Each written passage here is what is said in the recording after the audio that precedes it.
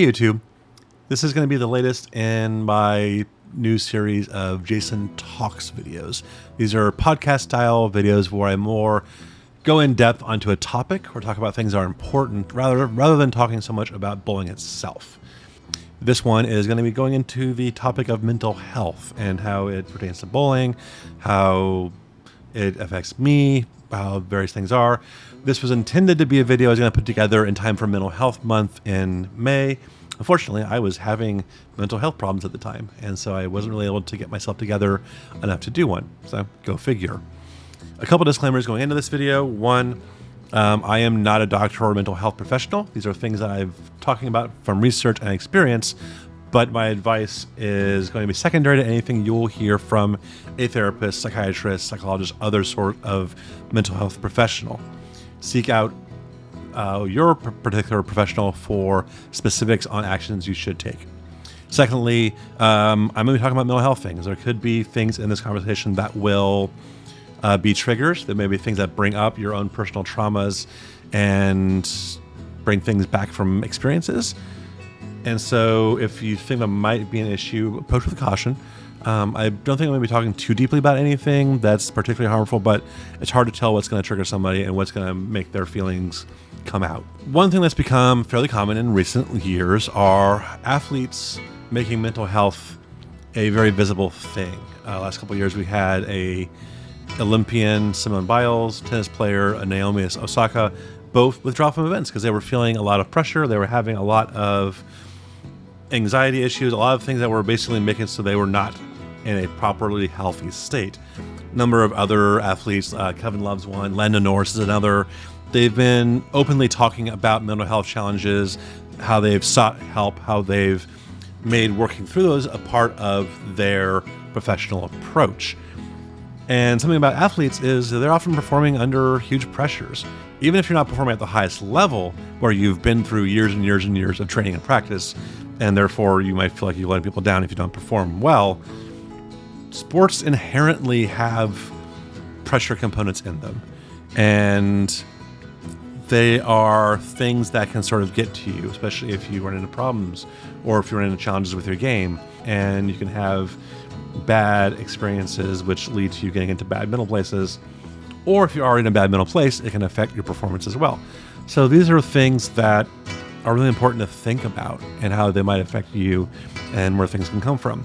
Also, sports has this culture of performance where all that matters are your results. All that matters is how you do. And if you don't do well, that's on you. And that can sometimes be a very harmful thing. And it's really important to keep your own mental health in mind when you're doing sports. So it's really important about what athletes are doing is helping to make people more aware of what mental health can look like. And other advocates have done the same thing, whether actors or musicians. And so that's one of the things I want to talk about here is talk about mental health stigmas and how it can really affect people. There's a lot of cultural weight against mental illnesses. There's a lot of belief that they aren't real, that they're things people make up as excuses.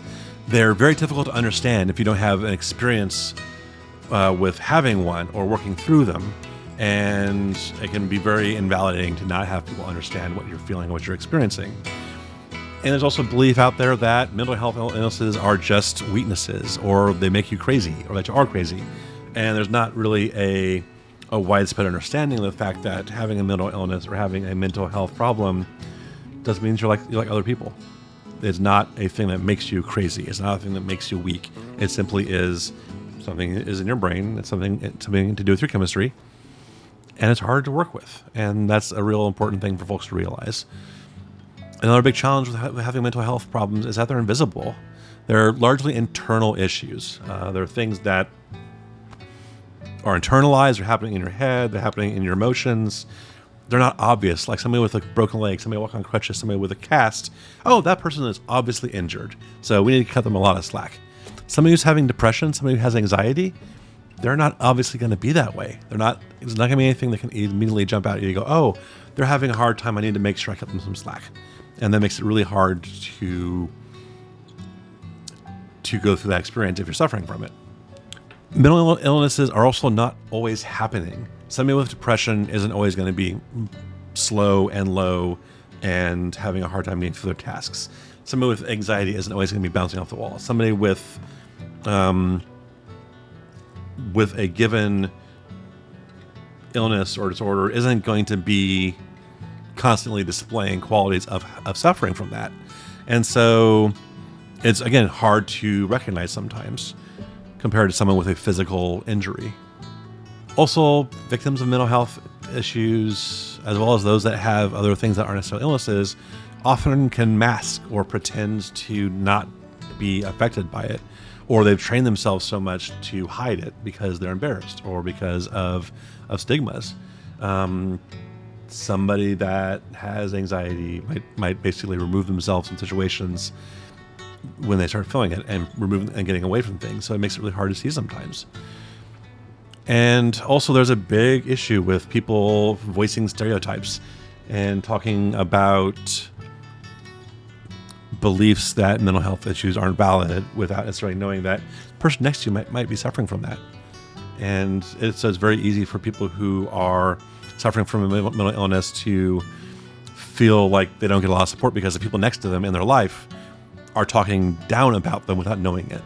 Mental health stigmas, basically assumptions that they're negative, assumptions that they simply mean you're crazy or lazy, can have severe effects on people. They can lead to people to not seek treatment. They can lead to people ignoring issues. They create shame, isolation, and can lead people to do self-harm. First thing is, even if you're not suffering from a mental illness, please consider that people do, consider that they're real, and consider that you won't always know when someone is suffering from one. And please be aware of that and cut some people some slack and think about your words and how they might hurt people. This is important to me for obvious reasons. One, I have mental health challenges of my own. This is not always something that's obvious. It's not something that's always going to be not always going to be affecting me. I've done a lot of therapy to get to where I am right now, and I can manage my things pretty well. But I'm taking some medications to help them. I still have to fight with things occasionally, and stuff comes up that makes it worse. So I'm going to go ahead and talk about that. I talk about this for visibility. I talk about this so others who have these challenges know they're not alone, to help folks say, oh, I'm going to think about this a bit more. It hopefully makes it real for more people. So my various mental health challenges are sourced from a few places. One, I'm autistic. So it means I have a lot of things that are just weird. I have a hard time interacting with people. I have different social approaches. That's not a mental health problem in and of itself, but it adds a level of stress to things that can impact it and can lead to them. I had a moderately abusive childhood, both physical and emotional abuse. There's a lot of trauma associated with those sorts of things that I've done work to get past them and to work through them and process them, but they still occasionally pop up, and it's something that a lot of people have to deal with. I've also had a lot of toxic work environments. I work in a line of work where I'm often sort of like the last line of people who see things, and we're misunderstood, and we get blamed for things very easily. And in work environments where there's a lot of blame put around things, there's a lot of situations where you get yelled at for things that aren't your fault. So from that sort of a background, my main issue at this point in time is largely anxiety. I have issues with being worried about worst case scenarios. I have issues with being nervous or uncertain, or being stressed about what might happen, about things occurring, about being thought poorly of based on what I'm doing. And a lot of this manifests itself in self-blame, in self-deprecation, in wanting to make sure that everyone knows I'm fully aware of what I did wrong. This all sort of came to a head near the end of the last league season, and I had just lost my job.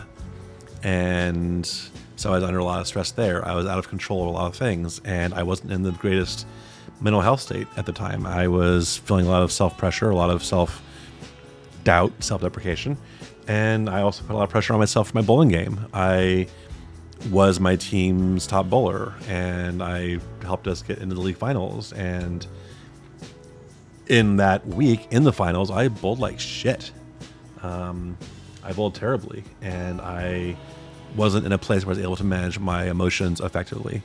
And on top of sort of yelling at myself about missing spares, about throwing bad shots, isolating myself from my team, I missed a vital spare that could have won us the championship at the end of game 2. And I thought I'd just blown it for everybody. I took my glasses and chucked them down the bowling alley. That cost me $500. Basically, my entire league winnings from that league went into buying me new glasses because I wasn't in a place where I was regulated well, where my mental health challenges got the best of me. So, mental health and bowling.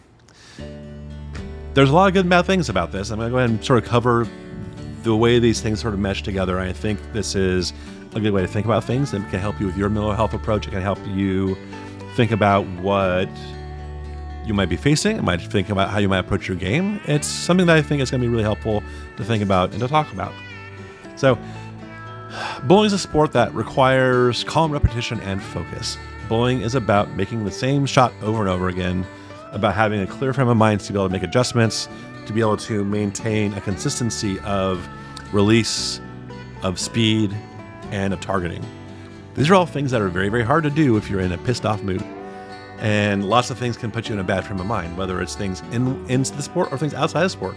You come into a bowling week having had a bad week of work, or had an argument with somebody, or got a bad grade at school. You come into bowling and you can't quite get yourself into a good frame of mind. It's going to affect your game. And so finding ways to effectively manage those, so when you're bowling, you can clear things out. After a bad shot, you can clear things out. It's a really important thing that a lot of bowlers, I believe, have worked on. A lot of athletes have to work on that. And it's a thing that I think you can work on too, if it's a thing that is affecting your game. It's a sport that has a lot of opportunities for frustrations. Missing a 10 pin, missing a couple boards right and leaving a washout, having a split come up in the 10th frame, costing you a shot at a 200, losing a game.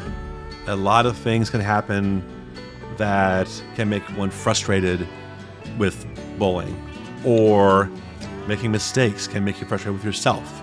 It can make you want to take things out on yourself. It can make you want to take things out on equipment. It can make you want to take things out on your teammates. These are all generally bad things. They can lead to you costing yourself money if you break something. They can lead to you having teammates quit if they feel like you're making a bad environment from the bowl in. It can lead to you being thrown out of your league if you happen to kick a ball return. These are all things that, if you don't have a good handle on your frustrations, if you don't have a good handle on your mental health states, these can all happen. Bowling is a frustrating sport, and there's a lot of invisible things in the sport, and it's a lot of randomness that happens sometimes in the sport, and so it can be very hard to maintain a level head. Working on your mental health so that you can approach those things from a clear space and being able to handle things when they go wrong, it's a really valuable thing to be able to do. At the same time, bowling is a really good sport to help with mental illness. It is a sport where you can go and practice and focus and just do a repetitive thing over and over and over again, and to get out of your head. If you have a bad day at work, or if you have a bad incident at school or an argument with a partner, you can go to the bowling alley for a couple hours and just practice. Just go throw balls at the 10 pins, go throw balls up third arrow, whatever. Focus on that. Do a repetitive physical thing that wears through your body, that takes some energy out of you, that lets you focus on a thing that isn't the problem you're having. It's a good way to have an escape. And bowling in a low-stakes environment where all you're doing is practicing and learning, it can be really helpful. On more than one occasion, if I've been having a bad day with something, I'm feeling a lot of anxiety, I'm like, screw it, I'm gonna go bowling. It's a thing. And it's really helpful in that regard, in that there's always a bowling alley. There's always a place you can go to get some games in. And it's a game that helps you just do a thing. So how do you get help if you feel like some of these things speak to you, or if you feel like you are having challenges with anxiety or depression or frustration, or you just know something's wrong, something is always getting to you?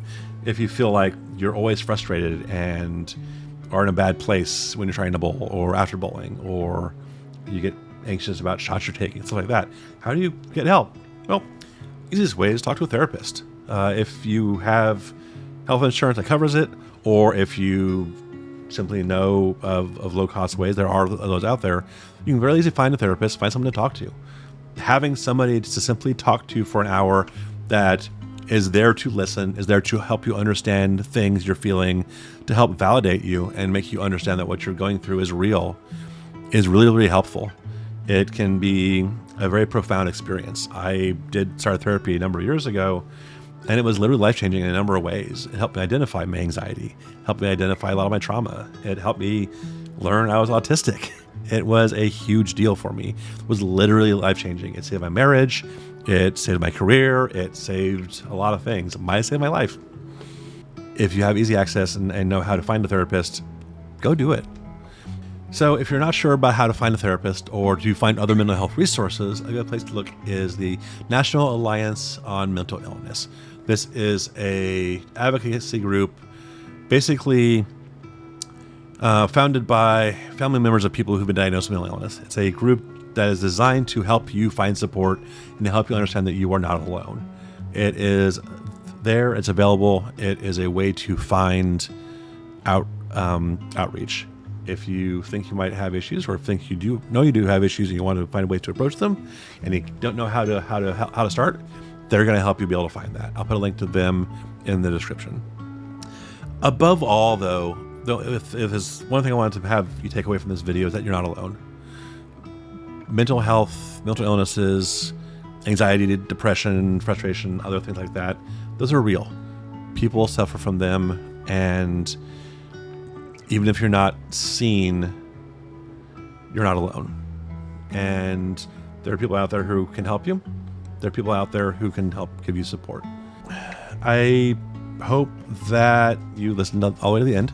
If you have, thank you very much. I appreciate you taking the time to listen to something like this. This is a very important thing to a lot of people. And I hope that if you need support, you're able to find it. I hope if you don't necessarily need support, you're able to be support for somebody else. If you have a partner who has challenges with mental health, support them. Help them find a therapist, help them find a doctor, help them work forward, help them understand that they're not alone, that you're there for them. And beyond that, keep working at it. Mental health is an ongoing and long-term thing that a lot of people have to face. And even if you're suffering, you can work through it. It'll take a very long time sometimes, but you'll get through. If you like these kinds of videos, or if you appreciate these kinds of videos where I go into deeper subjects, please give me a like. If you want to share things that you've experienced in this area and want to make those visible for others to see, please comment. It would be a brave thing, but a helpful thing. And beyond that, thank you.